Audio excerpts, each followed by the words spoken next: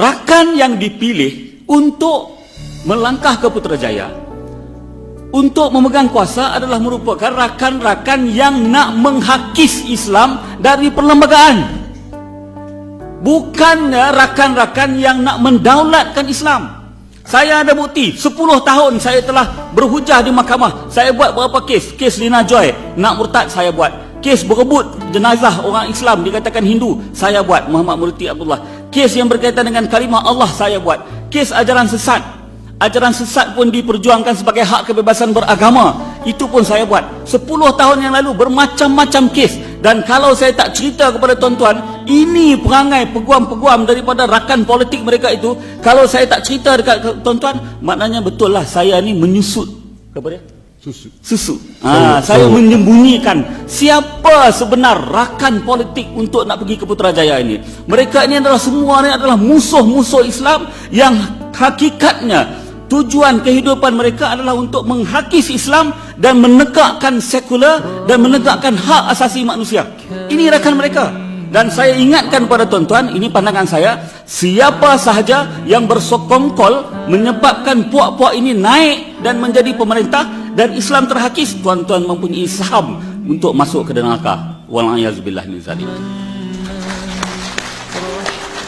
Dulu kita bercakap, boleh ataupun tidak kita bersama soal perkara-perkara besar dalam agama, soal zina, arak, judi yang diharamkan oleh Islam dan juga diharamkan oleh agama mereka. Boleh tak kita bersama-sama dalam soal ini?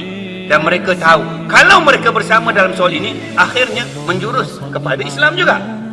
At the end, hari ini mereka tidak bercakap soal hak agama, even they don't touch about their God rights, but now they are talking the human rights, hak asasi manusia tak habis-habis.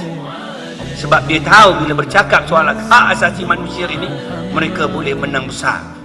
Balik pada soalan yang ditanya tadi, adakah saya mempunyai persepsi yang negatif terhadap DAP? Jawabnya ya. Senang cerita. Sebab saya bergerak dalam NGO, kami Persatuan Cina Muslim Malaysia. Saya tidak menafikan, tuan-tuan, tidak semua apa tu orang bukan Islam sebegitu. Tetapi kategori roket ini memang jahat. Setuju tak setuju? Itu pendapat saya. Tu saya nak jawab. Kalau tuan-tuan berhadapan dengan mereka, peguam-peguam mereka dan sebagainya, kita bergerak dalam NGO ni, dalam Persatuan Cina Muslim Malaysia. Saya tidak mengatakan yang parti-parti politik bukan Islam yang lain itu bagus, tetapi hak ni kepada yang lain dia teruk lagi. Timbul satu persoalan dalam konteks senario dan lanskap politik yang ada di Malaysia sekarang ini, khasnya berkaitan dengan Islam dan bukan Islam. Pertama, apakah bukan Islam berbaik dengan umat Islam kerana amalan agama Islam yang kita anuti dan amalkan, atau kerana marriage of convenience dalam rangka percaturan politik singkat semata-mata untuk meraih sokongan di pundi-pundi, atau sememangnya benar bukan Islam kini insaf dan mula mengenali Islam yang maha adil dan benar-benar ingin mendukung cita-cita Islamiah yang diimani dan oleh majoriti umat Islam dalam konteks merubah pemerintahan sedia ada ke sebuah pemerintahan baru bersama-sama mendukung jemaah Islam.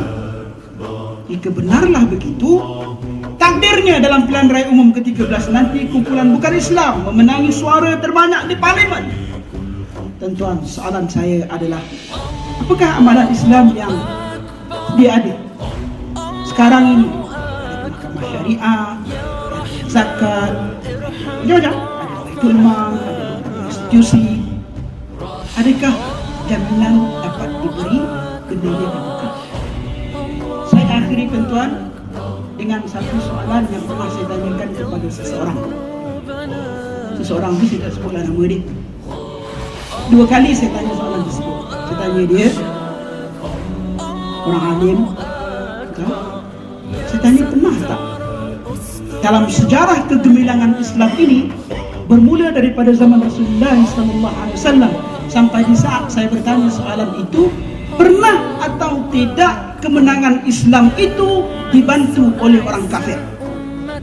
2 kali saya bertanya, 2 kali jawapannya adalah tidak pernah dan tidak akan berlaku kemenangan Islam dibantu oleh orang kafir. Kemenangan Islam hanya dibantu oleh umat Islam.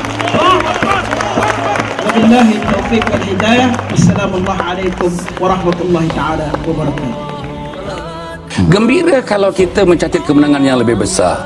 Gembira agaknya, siapa pun gembira kalau dapat menawan Putrajaya. Tapi dalam kegembiraan itu, kalau air mata berderai-derai, tengok Islam entah di mana, tengok bangsa Melayu entah di mana, tengok institusi raja entah di mana, saya rasa Datuk, pekikan kita kemenangan itu pada saya tidak banyak artinya. Pekikan kita pekikan, tapi hati saya menangis, Datuk. Mengenangkan Islam, mengenangkan bangsa Melayu, mengenangkan institusi raja tidak menjadi galang ganti kepada kemenangan itu, Datuk.